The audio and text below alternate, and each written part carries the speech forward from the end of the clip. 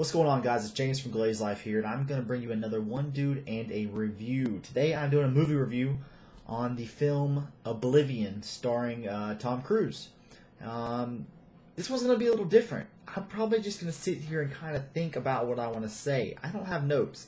I tried to jot down some notes about this, and I've kind of drawn a blank, and I'm going to tell you why here in a little bit.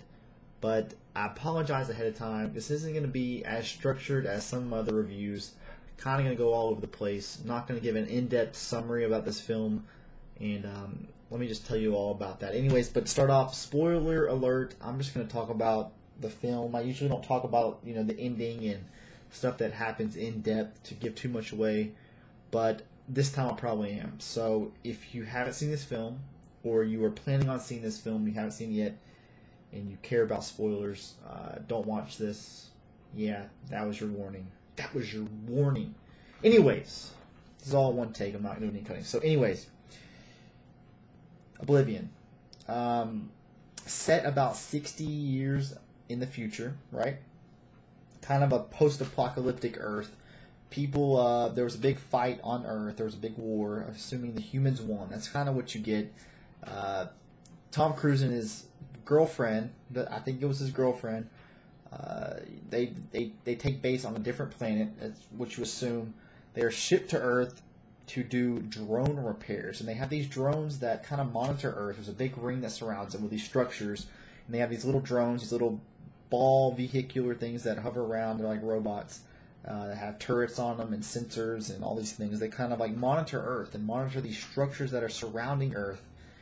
And Tom Cruise is like the repair guy for these drones, and his significant other, his girlfriend, whatever you want to call her, she kind of stays at their little home they have set up on Earth for this mission, and she just basically talks to him through an earpiece, kind of monitoring where he needs to go, and she's talking back to her home planet, which we're assuming is it's like a Saturn moon, I believe. I'm pretty sure that's what I heard. That's where the planet they touched down as, like a Saturn's moon, something like that. But she's talking to their planet, and then relaying messages back to Tom Cruise.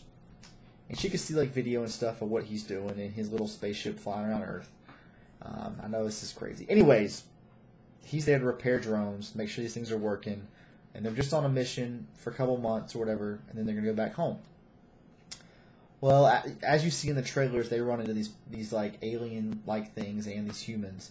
Well, these alien-like things are called scavengers, and those are actual humans. They dress up with these special helmets that mess up their voice and stuff, basically as a decoy to the drones. I'm going all over the place here.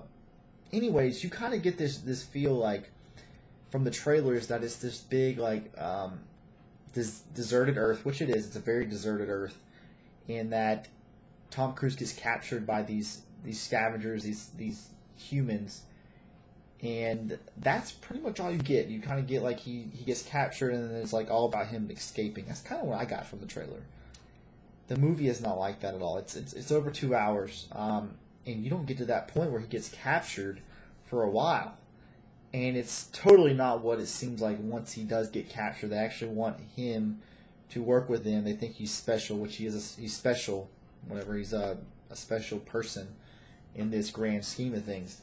But yeah, anyways, one thing I want to point out is like the graphics in this, and like the visual, I guess cinematography you would say, is just absolutely stunning, man. Like some of the landscape pictures and just this Earth that is deserted and what it looks like, it's beautiful. Like some of the best I've ever seen, to be honest with you.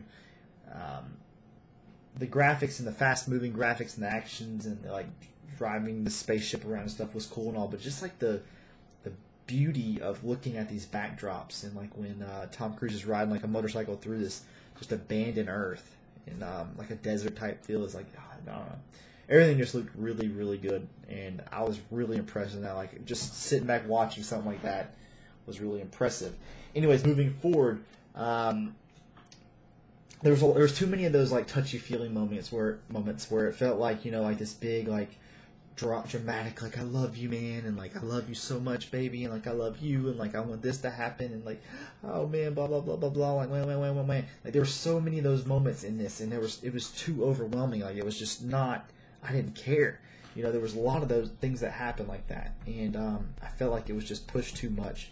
The movie was not what I thought it was going to be. Like, it was this sci-fi flick, and it took a left turn near the end, man. When they started talking about this robot that was controlling everything, kind of, and like there was like all these clones of Tom Cruise and his wife, and then the other chick, his girlfriend. Like there's a lot of clones, and really like there wasn't another Earth, or another planet they were at. It was all just controlled by this mastermind, like this robotic sphere, triangular object. That sounds so confusing if you haven't watched it, but I understand what happened. I understand the purpose of what happened, and the conclusion was a good conclusion.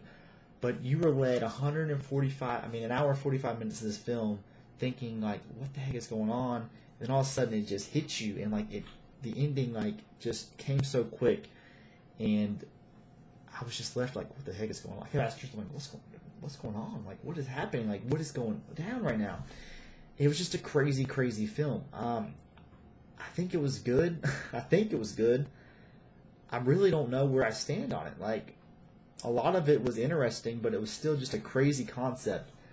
And the resolution was good, but like leading up to the resolution, there was a lot of sketchy parts, man. Like, the goal was to take this bomb. They built this nuke to nuke the. I wish I knew the name, but it was like the main control, the boss robotic thing that was controlling everything, right? Their planet, their home base was to bomb that home base, and like they just let them up in there to bomb it. Like, it just didn't seem. It seemed too easy, to be honest with you. It was epic, it was an epic ending, and it was like a fairy tale ending with one of the cloned Tom Cruises. It's really hard to explain. It's hard. I can't explain it. This is a failed review. Anyways, weird movie, man. Good movie, weird movie. A little too long. Too many soft, emotional moments that didn't carry a lot of weight. Like the ending emotional moment deserved to be there, but there were some other ones that led up to it that I felt like didn't need to be there. Anyways. What would I give this movie? Gonna do something different. Gonna do a total of 5 donuts is like the top score. Donuts, right? Because James Glaze, right? Glaze donuts. So if you get 5 out of 5 donuts, if I give this 5 donuts, that's an epic movie. This movie is gonna get 2 3/4 donuts. 2 3/4. Just wasn't that great, about a 60% there. It wasn't.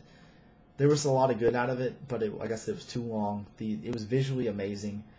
Too many emotional moments. Too many like, what the heck is going on? Which I like that, but it came too fast, and it. I don't know. 2 3/4 donuts. So that's that. This has been a crazy, crazy review. A little long, longer than I wanted it to be. I might need to make notes when I do these things. Anyways, thanks for watching this episode of One Doing a Review. Tell me what you thought about Oblivion, man. Tell me if you liked it. Are you on the same page as me? Was it really as jacked up as I'm making it out to be? Because I don't know. But thanks for watching. Yeah, subscribe to our channel if you're not subscribed. It's easy. Just click the subscribe button. Take you maybe 30 seconds, 45 seconds tops. Check it out on glazelife.com, Twitter, Facebook, GlazeLife. All the stuff's in the description below. Thanks for watching. You guys rock. Keep on watching films, bro. Keep on watching films.